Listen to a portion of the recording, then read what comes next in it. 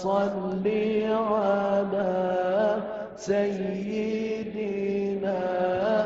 محمد النبي الأمي وعلى آله.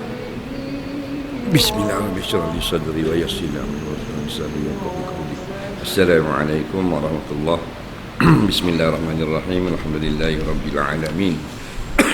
Wassalatu wassalamu ala sayyidina Muhammadin wa ala alihi wa sahbihi ajma'in. Subhanaka la ilma lana illa ma 'allamtana innaka antal alimul hakim. Wa la haula wa la quwwata illa billahil aliyyil azim. Muka surat apa? Ka'anah.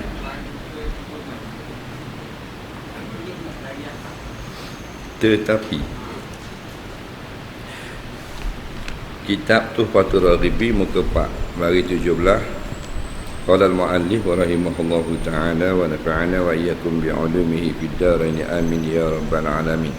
Kata pengarang rahimahullahu ta'ala, tetapi jika diketahui bahawa sujudnya itu tiada kerana membesarkan dia dan tiada kerana mengiktikadkan uluhiyah, padahal ada hatinya tetap dengan tasdik, maka tiada dihukumkan atasnya dengan kufur pada batinnya, hanya dihukumkan atasnya dengan kufur pada zahir jua. Maka inilah diperlakukan atasnya orang segala hukum Islam yang telah tersebut itu.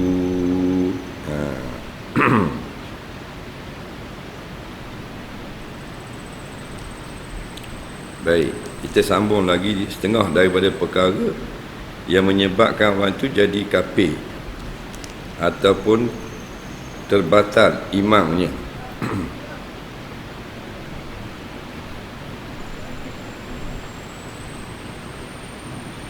Dia kata, tetapi jika dia ketahui bahawa sujudnya itu tiada kerana membesarkan dia. Ini pada masalah sujud bagi berhala, sujud bagi makhluk. Dia sujud kepada pokok, dia sujud ke orang, sujud ke raja. Tapi dalam hati dia tak membesarkan, dia sujud saja je. Dalam hati dia Allah lah Tuhan. Dan tiada kerana mengiktikad uluhiyah, yakni ketuhanan, padahal hatinya tetap dengan tasdik. Dia tak kata pokok yang dia sujud tu Tuhan. Dia tak kata raja yang dia sujud tu ada sifat Tuhan. Dia sujud dia kerana bodoh dia. Akidah dia Tuhan Allah salah. Maka guana kira gitu.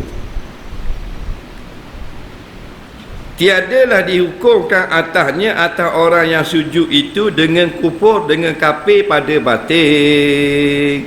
Hanya dihukum atasnya dengan kafir pada zahir jua. Dah guana kira kafir juga pada zahir. Yang ni bila kita tengok, kita hukumkan dia sebagai orang kafir sebab dia sembah makhluk. Faham lagi? Dia sujud ke batu, dia sujud ke berhala. Dan zahir batin hati dia tidak beriktikad makhluk yang disujud tu Tuhan. Tuhan tu Allah. Kalau gitu orang ni beriman pada hati sahaja. Dunia ini diperlakukan hukum-hukum syarak hak zahir, maka dilakukan sebagai, dilayang sebagai orang kafir. Faham tak? Jadi dia beriman kan, dah beriman orang tak nampak. Hak orang nampak dia sembah bagi batu, dia sembah ke pokok, dia sembah ke manusia. Kita ulang balik nak suruh faham. Dalam Islam ni tak salah tunduk ke orang hormat walaupun orang kafir. Banyak pandangan ulama kita ambil hak ramai. Kalau nak baca belaka khilaf-khilaf ulama rebah gitu je. Tak salah kita tunduk hormat pada orang kafir. Ulama kata, kita memandang-mandang pula haram tunduk ke orang kafir, haram. Mazhab Facebook. Nampak tak? Ngaji dak. Fatwa. Ulama kata syaratnya jangan sapa hak rokok. Ingat tak? Jangan sapa hak rokok. Sapa hak rokok, walau budaya, walau hormat, walau raja, haram. Kerana sekurang-kurang kita tunduk bagi Allah hak rokok. Kalau berdiri kiang, kita kiang tak depan Allah, kiang, maka tak ada orang ulama fatwa haram kita kiang depan makhluk. Kerana kiang ini biasa. Lagi kan fatwa kiang, kalau kiang depan makhluk haram. Bagi awal nak buat guna kita rokok haram, kiang haram, tu gula liwating. Jangan sampai hak rokok. Allahu Akbar, siku air gitu. Kalau rokok gitu ke Maharaja Jepun, haram. Jadi kafir, dok. Perbuatan itu haram. Kenapa? Kerana menyamakan hak tunduk kepada Allah Ta'ala di dalam rokok. Lagi. Jadi kalau kita pergi negara Jepun, contoh, orang Jepun ni dia tak main Assalamualaikum. Dia tunduk. Dia tengok. Kita pergi jalan Jepun ke lagi, kira nak makan angin, melacung. Ayah haji dengan mak haji. Tak? Jadi Jepun ni tak boleh ikut. Jepun tak kerti bahasa. Jepun ke pakat orang biasa, orang mana-mana pun dia tunduk. Dia tengok haji tu mari di jabat dia, haji. Dia kata haji. Haji tu jawab, haji nombor tu. Lebih sikit mana. Tak apa, tak salah. Jangan tunduk hak rokok. Siapa kata tak salah? Ulama. Kita bukan ulama, kita telah ambil je. Faham tak ke? Tak mau ikut ulama sudah, ikut orang gila. Tak ada masing-masing punya pegangan lah ni. Betul tak? Nak marah ke ulama, dah saya ikut dia. Ulama tak faham, ulama jumuk dah saya ikut. Bisi bangun dia macam ayah gila ngerang. Tak saya ikut orang gila. Orang gila kan mah? Ikut orang jahil. Tetapi kalau tunduk sujud, menghantarkan dahi ke bumi, jadi kafir. Dan orang kafir itu dia sujud bagi berhala, dia beriktikad berhala tu Tuhan tak? Tuhan. Maka tu kafir zahir dan batin. Zahir pasal kita nampak, zahirnya sujud bagi berhala, sujud bagi pokok orang dak ayat. Hak batinnya itu Allah nampak, kita tak nampak. Faham tak? Atau kita tanya, dia meluahkan isi hatinya, dia anggap itulah Tuhan dia, maka dia sujud tu kafir pada zahir dengan sebab syariat nampak, dan kafir pada batin kerana iktikad dia tak pekong itulah Tuhan. Dah ni orang Islam orang Islam dia berlakon filem. Takut tanya lah, ada orang Islam nak pergi sembah tak pekong? Mana ada? Aku nak tanya gitu. Ada dalam lakonan. Faham tak lagi? Pengarah tu suruh berlakon. Ambil orang Islam berlakon. Dalam lakonan itu jadi orang kafir. Contoh, faham tak lagi? Dia antara lakonannya itu ialah kena sembah berhala, sembah raja. Contoh cerita zaman dulu kau pandai. Maka pelakon-pelakon Islam hak bodoh dan jahil ni sujud dah suruh action. Action sujud ramai-ramai. Maka dalam hati pelakon Islam itu, berhala dalam filem itu Tuhan ke tak? Hati jawab. Pelakon Islam tu walaupun dia orang jahil, dia tak erti larangan syarak bab sujud bagi makhluk, tapi hati dia tidak jahil. Hak depan, hak dalam lakonan dia sujud tu Tuhan ke tidak? Tak. Maka dia tidak kafir pada batin. Faham lagi ya? Dah zahir kafir. Ni kitab dia, kitab kan kata isu kafir mengkafir pula. Faham tak? Ni kafir mengkafir ni hak hakiki, hak ada sandaran. Jangan cakap luar. Faham tak? Ni banyak nak hukum orang, kita tak ada sandaran ngaji. Ni hak hukum tu. Sebab kalau dalam kitab-kitab akidah, kitab kecil, kitab besar, depan tidak cara bab ni. Belakang dia akan ada sebut yang membatalkan Islam, yang membatalkan iman. Dia buat contoh. Kita ada tengok, kitab ni kafir mengkafir dari ngaji. Tak? Padahal kena ngaji. Yang membatalkan sembahyang kena ngaji tak? Kena ngaji. Perkara yang membatalkan wuduk kena belajar. Kena belajar. Yang membatalkan Islam kena belajar tak? Cuma jangan hukum kat orang. Faham? Belajar supaya kita tahu. Bila kita tahu, kita jaga. Bila kita tahu, orang lain salah cakap, kita tegur. Tegur je lawan kita. Lawan sudah, kita tegur je. Faham?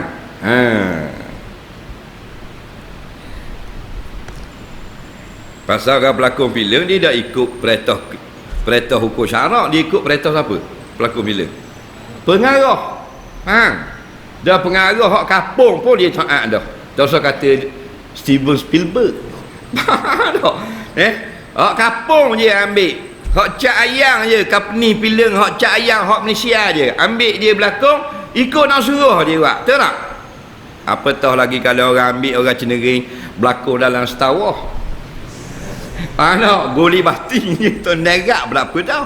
Faham? Tengok hak dalam Malaysia tu. Nak filem-filem dalam Malaysia kan? Duk elang Mola TV, berlakon lah, backstage lah, making of lah, tapi filem Melayu je. Ikut nak suruh. Betul tak? Suruh buang jibat, luar pakai jibat, dalam filem tak pakai jibat. Ada tak? Tengok dalam drama, TV1 drama, TV2 drama, TV3 drama, TV9 drama. Drama sama ni molek. 5-6 channel tu drama belaka. Ni molek 5 drama tu tak ada seorang hak tutup aurat. Habis tak akan tudung. Tapi kalau pengarah tu suruh pakai tudung, dia pakai. Soalan, pelakon filem wanita Malaysia lah, Islam, dia tak akan tudung. Hidup dia tak tutup rambut. Faham? Dia orang Islam. Bila dia tak tutup rambut, dia salah lah. Soalannya, kalau dalam filem itu menghendakinya pakai tudung tutup aurat, dia lawan tak pengarah? Dia taat tak? Tapi kalau Allah suruh tutup, dia tutup tak? Tak. Maka pengarah tu Tuhan bagi dia. Faham tak? Sebab makna Tuhan, orang yang kita taat akan dia mengatasi ketaatan kepada orang lain. Nampak? Tapi bila kita rakyat gini, marah orang drama, orang filem. Nak dia hentang kita pula. Nak belepeng kita kena.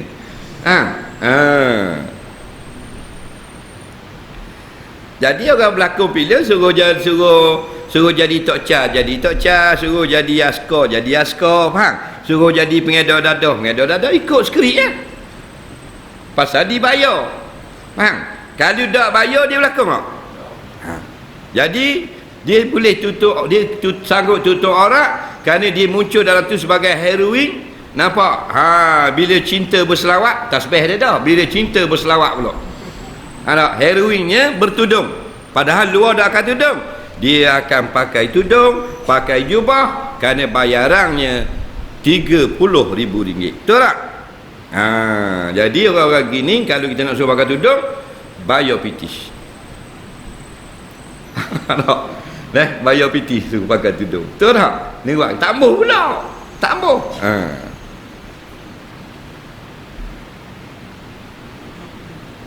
Maka inilah diperlakukan atasnya segala hukum Islam yang telah tersebut itu. Baik, apabila orang itu sudah kafir, walaupun pada zahir hakikatnya dia masih beriman pada Allah, kita tak nampak, maka diperlakukan hukum Islam sebagaimana yang telah disebut, iaitu tak boleh jadi imam sembahyang. Faham lagi? Kerana dia kafir di sisi manusia. Dari sisi Allah beriman kan? Tu sisi Allah lain. Hak kita syariat ni zahir, kita tak nampak dalam. Faham? Makna kalau tu imam dia tak mandi junub subuh Jumaat, Faham? Memang dak andi junub, bukan subuh Jumaat tu je. 7 kali Jumaat dak andi lagi. Faham tak? Tapi dia khabar dia mandi dah. Faham? Dia jadi imam, sah tak kita ikut? Saya jawab. Sah tak? Sah. Dah dia tak ada, dia beradah. Dia beradah tu sah ke mana? Sah makmum yang mengikut. Semayang dia tak sah. Apa kita dikira sah? Sebab kalau nak suruh kita cek dalam hati dia susah. Susah tak jadi main buku belah tak bagi duduk interview tu imam. Nampak? Duduk interview. Mandi tau. Mandi, taubat lillah mandi. Tapi sekarang ni mandi. Siap-siap hati tak mandi. Aku tak dengar air. Balah. Pukul 11 lebih ni tak main buku lagi. Jadi dimudahkan pekerjaan. Tak, maka bila kita anggap pada zahirnya sahlah, walaupun pada batinnya dia berhadas.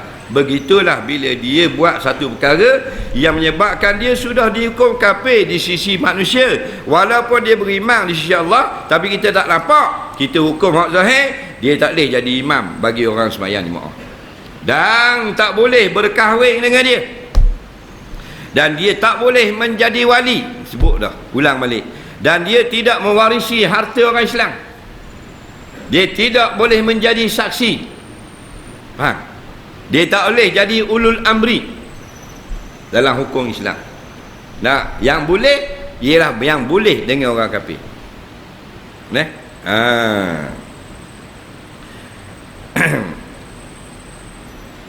Ada benda yang boleh orang kafir walaupun benda tu berunsur ibadah. Apa benda? Itu suruh banyak benda-benda yang orang kafir boleh buat dan sah walaupun atas rupa ibadah. Mandi jenazah. Mandi jenazah orang kafir sah. Mayang jenazah pergi jadi imam tak? Dalih. Dia dalam bab taharah sah orang kafir. Orang kafir sama kulit bangkai. Kulit ni, barangan kulit ni banyakkan dari negeri kafir. Kalau yang paling besar sekali di Spain. Kulit lembu di Samak. Dia ada industri yang sangat besar bab samak kulit. Majoritinya Kristian. Orang Spain Maka dia yang samak kulit, jadi kulit, buat beg, buat kasut. Nak sampai negeri kita jadi kasut motor, jadi tali pinggang, jadi wallet, harus pakai dalam sembahyang. Kerana ulama-ulama tak syarat pun tukang samak itu orang Islam. Kedai dobi milik orang kafir. Kedai dobi Putin. Tak? Bekas Presiden Rusia kecing buka kedai dobi. Tak? Kita atas baju mayang kita tak kata. Putin sendiri, Putin botol susu sendiri jadi toke. Basuh baju kita, kafir lah nak kami ni. Sah buat semayang. Teh ayam, berok, alang sejik. Mari orang kafir tukang basuh. Barack Obama basuh teh ayam. Faham tak? Bersih hari basuh tu, kita jirit kat gigi, sah semayang. Begitu juga dengan mandi mayat. Faham tak? Dah dia ni minat sangat Real Madrid. Faham tak? Ronaldo sendiri mari mandi mayat ni. Faham tak? Sah. Bunyi nakal tapi hukum sah. Bukan suruh orang kafir. Kalau berlaku sah. Dah kita tak sedap dah orang kafir mandi, kita nak mandi gak sekali boleh. Tapi hukum kalau nak mandi dah sah. Jadi bila membuat benda-benda yang menyebabkan batal, antaranya sujud bagi berhala. Hak sebelum tu ambil Quran hadis, lepak dalam tai, lepak dalam najis, pijak ramai-ramai, kecing atas Quran, jadi kafir. Ataupun menolak hukum Islam. Hukum potong tangan ni tak layak dah zaman ni. Hukum ni kuno, jadi kafir. Bukan kitab ni saja, kitab hak Dr. Mahathir sains pun dia kata jadi kafir. Mustika hadis. Mustika hadis tu Jabatan Perdana Menteri terbit. Dr. Mahathir sains, Tun Mahathir. Yang sains keluar buku tu depan mukadimah bab akidah. Mempersendakan hukum Islam, jadi kafir. Nak main parti, main parti. Faham lagi? Jangan siapa rosak akidah. Faham? Maka demikian lagi yang disebutkan oleh Syekh Ibn Hajar dalam Tuhfah Naqah, iaitu dia pindah daripada kitab Mawaqif dan syarah Mawaqif. Kata Mu'tazilah, hakikat iman itu murakkab, bersusun daripada 3 perkara. Pertama, ikrar dengan lidah, asyhadu an la ilaha illallah.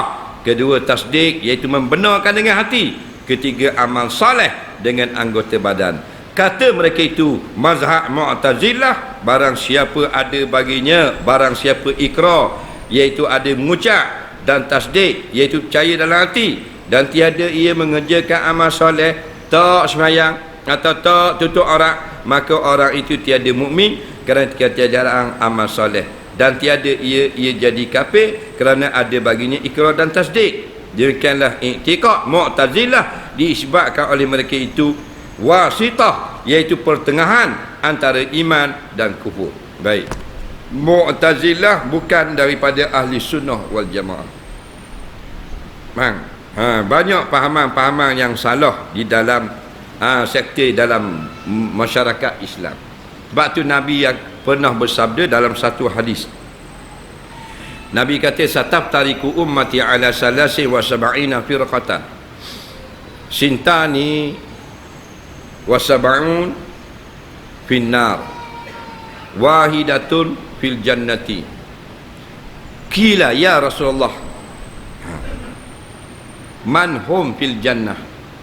Qala Rasulullah sallam, wa ma ana alaihi wa ashabi, au kama qala. Hadis ini ada diriwayatkan oleh jamaah ulama hadis berbagai-bagai lapah yang lebih kurang maksudnya. Artinya umat aku nanti, bukan hari ini pada Nabi berucap tu, sataftariku menggunakan huruf sin, asalnya taftarik, maknanya akan berpecah. Tapi bila Nabi sebut huruf sin depan, mana akan datang, coming soon. Nampak? Very very long time from here. Nampak tak? Mana lagi akan berlaku. Umat aku pecah 73. Tengok zaman sahabat Sayyidina Abu Bakar, zaman Sayyidina Uthman. Faham tak? 2-3 tahun saja lepas Rasulullah. Tubik dengan Mu'tazilah, ada Syiah, ada Jabariyah, ada Mujassimah, ada macam-macam peseng. Leni kau orang ramai lagi. Islam plural lah, Islam tu pelik-pelik je Islam. Islam boleh tafsir Quran, orang awam boleh tafsir Quran. Ada pesing baru lah ni. Dia kata Quran ini hak kita bersama. Hak kita belaka kan? Hak Nabi seorang, dia buat mari pada umat, bukan hak ulama tafsir. Jadi tak mesti dia seorang boleh tafsir. Dia main halus hak. Kita pun hak gong ni, kita berhak juga boleh tafsir tak kita. Faham? Mengaji di Azhar 10 tahun, mu balik sini tak layak tafsir Quran. Faham lagi? Tak usah kata kalau harap. Sahabat Nabi ratus ribu orang yang boleh tafsir Quran. Berapa orang cikgu? Lebih kurang 18 orang. Faham lagi?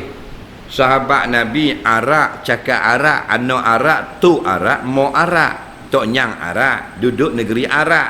Faham? Main dengan Nabi. Faham? 18 orang lebih kurang reti tafsir Quran. Ratus ribu lagi tak reti. Faham lagi? Kita pok dok Arab hitam beletung pok. Mau darat. Orang darat mau ulu pueh. Faham tak? Kalau pula, kalau orang putih. Faham lagi? Tak ada benda Arab bagi kita. Cuma ada petang-petang makan biskut rokok Arab. Faham tak? Cecah air kopi. Tafsir Quran berkembul ni dalam Facebook. La ilaha illallah. Ni terang-terang tepah teket masuk neraka. Baik membeli teket wayang bawa awet. Tahu tak? Boleh tahan kira lagi. Kena bang. Beli tiket 2 keping, ajak porong pergi tengok tu. Batman Forever. Panggung mana? Terdekat ni. Kan, oleh keteng. Mesra mau bawa awet duduk situ. Tengok Star Wars. Daripada hak Nabi kata tekek hak se lagi. Tekek mana? Man fassaral Qur'ana bi ghairi ilmin falyatabawa ma'adahu minan nar. Siapa memandai-mandai tafsir Quran tanpa ada asas ilmu yang melayakkan tafsir Quran, sedia tekek masuk neraka. Mana teruk tekek masuk neraka ni ke tekek wayang bawa tengok cerita dengan awet? Acik jawab. Tekek ni jelas. Faham lagi?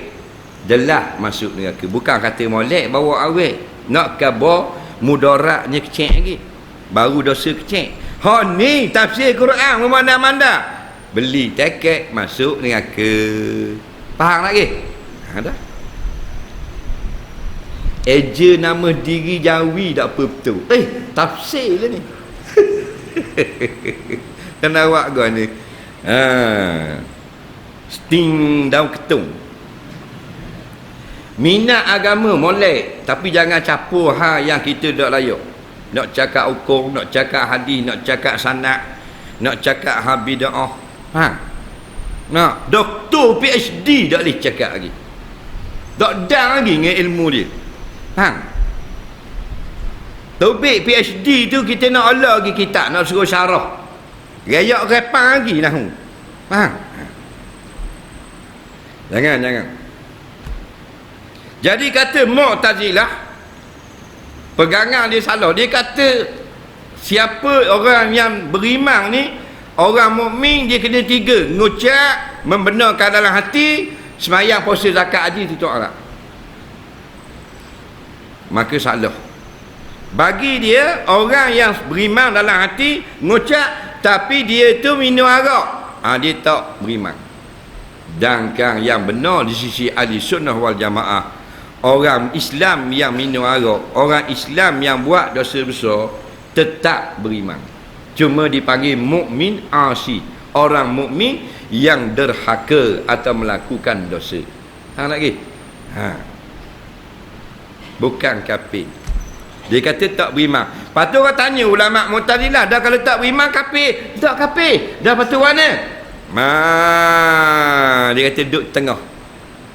Duduk tengah antara kafir dengan beriman. Tak ada. Antara kafir dengan beriman tak ada. Dua saja Nabi Allah sebut dalam Quran.